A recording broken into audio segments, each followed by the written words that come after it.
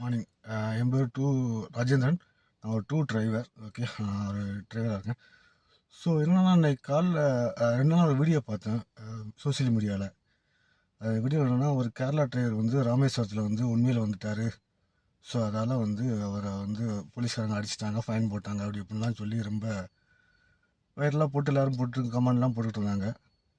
அந்த வீடியோவில் அந்த டிரைவர் பண்ணது தப்பு தான். ஏன்னா அந்த ரூட்டில் அவங்க சொன்னது உண்மை, அது ரைட்டு தான். அந்த இடத்துல வரக்கூடாது தான். ஏன் பஸ்ஸு மட்டும் போகுது, நம்ம கார் போகக்கூடாதான்னு எல்லோரும் கேட்பீங்க. ஏன்னா ராமேஸ்வரத்தில் இருக்கவங்க எல்லாருக்கும் தெரியும், அந்த ரோடு ரொம்ப சின்ன ரோடு. அது உள்ளே இருந்து வந்தாலே டிராஃபிக் ஹெவி ஆயிரும். அதால் அவங்க உள்ளே விட மாட்டாங்க. ஏன்னா அதில் உள்ள ரயில்வே அங்கே தனுஷ்குலேருந்து வரும்போதே ஒரு போர்டு வச்சுருப்பாங்க, நோ என்ட்ரி அப்படின்னு போட்டு உண்மையாக போட்டிருப்பாங்க. பஸ்ஸுக்கு மட்டும் அலோடு. ஏன்னா பஸ்ஸு வந்து அந்த இன்னொரு ரூட்டில் அது ரயில்வே ஸ்டேஷன் வழியாக திருப்பி விடுவாங்க அந்த ரூட்டை. ஓகே, அந்த ரூட்டில் வரும்போது ரொம்ப கஷ்டம். பஸ்ஸெல்லாம் உள்ள அந்த தெருக்குள்ளோடி சுற்றி அப்படியே மெதுவாக வண்டி வரும். ஸோ அதில் பஸ்ஸு வர முடியாது. அதனால் நீங்கள் மெயின் ரோட்டு வழியாகவே பஸ்ஸை விட்டுருவாங்க, மற்ற வண்டி எப்படிலாம் திருப்பி விடுவாங்க. ஓகேயா? ஸோ அது வந்து அந்த கேரளா டிரைவரே எனக்கு அந்த ராமேஸ்வரத்துக்கு புதுசாக இருக்கும். ஸோ அதனால் அவருக்கு தெரியாமல் உள்ளே நுழைஞ்சிருப்பார். பஸ்ஸு போகுது, பைக்கு போகுது, அதெல்லாம் நான் போகக்கூடாதுன்னு கேட்குறது அவர் தெரியாமல் கேட்டிருக்காரு. ஏன்னா நாங்கள் ரெகுலராக போகிற எங்களுக்கு தெரியும் அது வந்து உண்மை. அதனால் அவர் பண்ணது ரொம்ப தப்பு.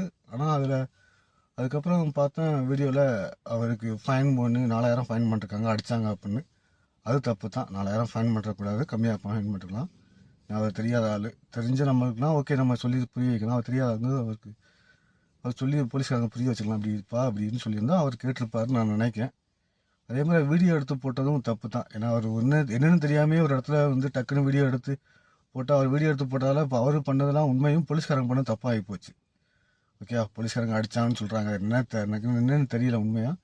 போலீஸ்காரங்க அடித்ததும் தப்பு. ஓகே, நான் ஒரு டிரைவர் அடிக்கக்கூடாது.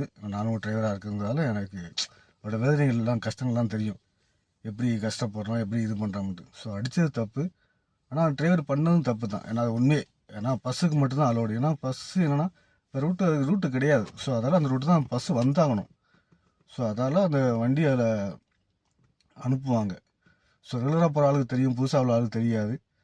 அதால் ஒரு சிலர் சொல்லுவாங்க, நீங்கள் என்ன போலீஸ் சப்போர்ட் பண்ணி பேசிக்கலான்ட்டு.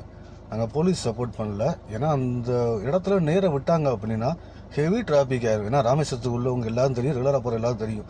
ஏன்னா ரொம்ப சின்ன ரோடு, உள்ளே போய் சந்தில் முட்டிக்கிட்டு எல்லா வண்டியும் டிராஃபிக்காக நின்றும். ஸோ அதுக்காக அவங்க சேஃப்டிக்காக, மக்களோட பாதுகாப்புக்காக அவங்க திருப்பி விட்டுருக்காங்க. அது நல்லது. ஏன்னா அவங்களுக்கு எல்லா ரூல்ஸ் அண்ட் ரெகுலேஷன் போலீஸும் தெரியும். அதே எல்லா போலீஸும் வந்து கெட்டவங்க, நல்ல எல்லா அப்படி தான் எல்லோரும் வீடியோ எடுத்து போடுறீங்க. நல்ல போலீஸாக அதிகம் பேர் இருக்காங்க.